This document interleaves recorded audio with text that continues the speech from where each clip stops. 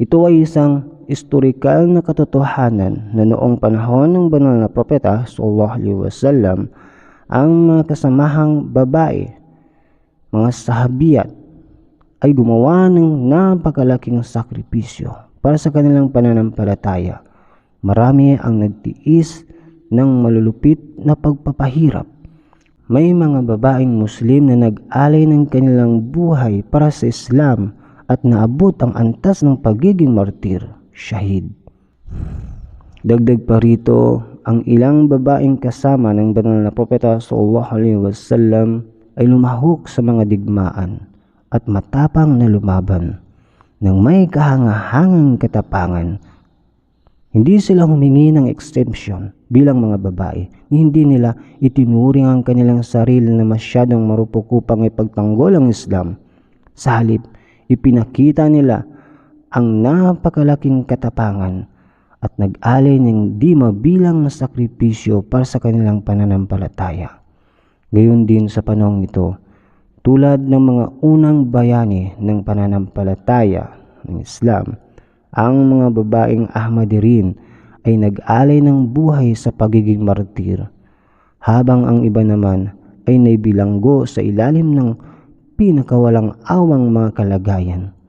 Dahil lamang sa kanilang pananampalataya, may mga babaeng Ahmadi na sumulat sa akin na nagpapahayag ng pagkabigo o takot dahil mas maraming pagkakataon ang mga lalaki upang magsakripisyo para sa pananampalataya o makamit ang antas ng pagiging martir.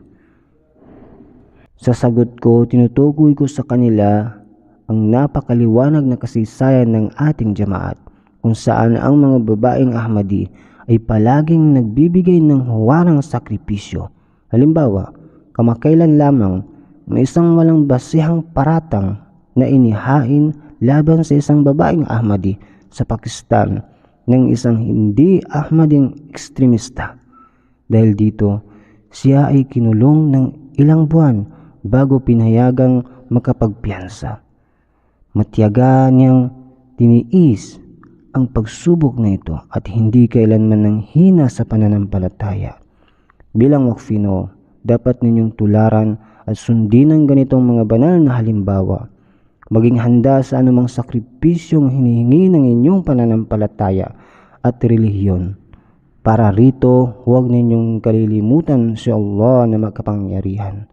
Araw-araw magsumikap kayong patibayin ang inyong ugnayan sa Kanya, pag-aralan ng banal na Quran at unawain ng mga aral at kautusan ni Allah.